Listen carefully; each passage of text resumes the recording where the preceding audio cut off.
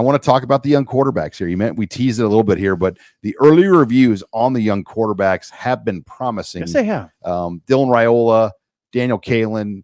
And I think the biggest thing is the way these guys carry themselves. They don't look like freshmen, guys that should still be in high school. And you knew Raiola was going to be ready, but I think Kalen, just his maturity and how he's come in. And Mike Huffman would always tell you that at Bellevue West, that he was like a coach on the field, like almost having another coach on his staff. And so, isn't that interesting? The future of that position is really promising. I think it is. I mean, you're definitely right. Their presence is really strong. They have, and that's important at that position, by the way. Command. It's one thing to command a room, like, in a setting with the media, which they do fine. But they got the important thing is commanding a huddle, commanding the line of scrimmage. And I think they have that. You saw it. We saw a glimpse of it this week because we were able to, thank you to Coach Rule. Thank you. I didn't say this on Tuesday. We appreciated that opportunity to watch some live teamwork. Some live 11-on-11 downfield teamwork. And you did see command from those guys. They look fine, right? They don't look like they get rattled. They bring the heat on them too. And they look fine. Now here's the thing though, Sean. We talk about this stuff like, oh, they look so good in front of the cameras and they handle themselves so well. You know what matters to me more than anything? And this is what I'd look for if I was over there. How many picks they throwing? I mean, are they going to cut down on picks? The old, are they doing an interception drill? That story, that's legendary. That drill, yeah. Was it 04? Well, yeah, it was the first year at Callahan.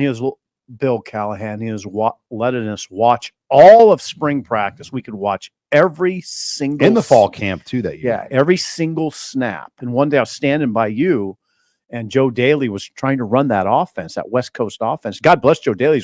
He's one of the nicest players I've ever met. A great kid. He was put in a rough position. He's not that type of quarterback running the West Coast offense. And there were guys, defensive backs running back balls on like 6 straight plays. And I turned to you, I said, Sean, are they doing an interception drill? And you just kind of brushed me off, but you said, no, I think he's just throwing interceptions. It was one after another. I mean, you think about that. And then what happened that year?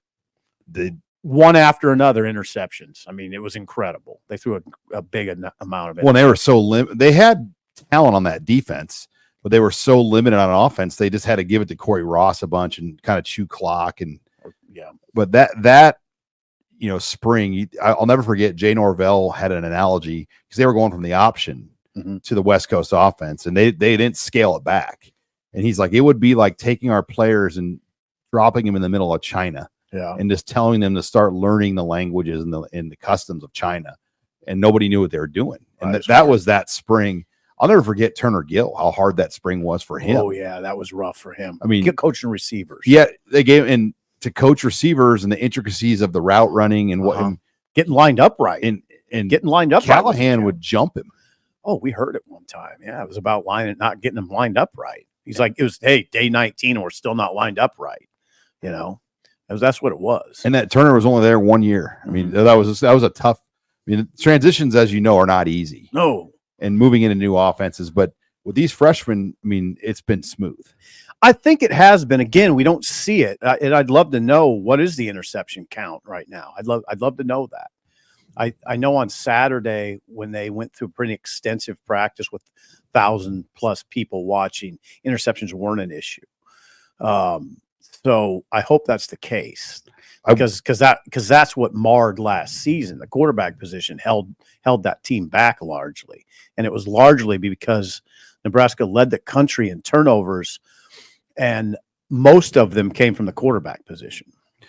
I will say too, the receivers. There's been some young receivers that have emerged. I mean, we know Jamal Banks is a guy, but Isaiah Nayor has come on. Isaiah Nayor's come on. Ja'Cory Barney's come on, and Demetrius Bell have come on. Demetrius Bell and Ja'Cory Barney. Ja'Cory Barney's a true freshman. Demetrius Bell's a redshirt freshman. Those guys are guys to watch.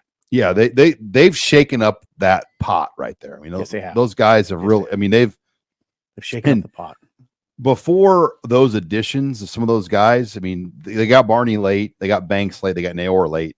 they could not have moved forward with the current crop of guys. They needed some more. No, it would have been tough because Malachi Coleman's coming off injury. Jalen Lloyd is a smaller but fast receiver, really good. Oh yeah, but they needed something more veteran, and they've done that, and they've added some good young players with what they already had. So I think that as well has been a real upgrade to this roster. Yeah, I mean, 3 weeks ago we weren't talking about Ja'Cory Barney, right? No, not at all. We weren't even really talking about Demetrius Bell too much. Well, we've been burned over the years about these Miami kids coming in. Mm-hmm. I mean, because they haven't had much luck. Mm-hmm. So you see all these Miami guys, and you kind of want to just feel like, I'm going to wait to see here because Frost brought in some really good Miami guys, and not a one of them made it a year. Right. Some of that was COVID, I think. It was a very tough time. Remember that receiver? He came. Was it not Francois? But they're Fleming, unbelievable talent out of Miami. Yep. Comes in Northwestern, looked great, and had more receiving yards on Northwestern than really anybody did all year. Mm-hmm. But then that was the only game he played all season. Kind of vanished. Then he skipped town. He left. Poofed into thin air. He did. Like he didn't want to come to practice, but still playing the games. Kind of a problem, Yeah, that's recruit. I mean, you got to get the right guys here. And let's see if Barney is that kid. He's from Miami. See if he's the right fit. It seems like it so far.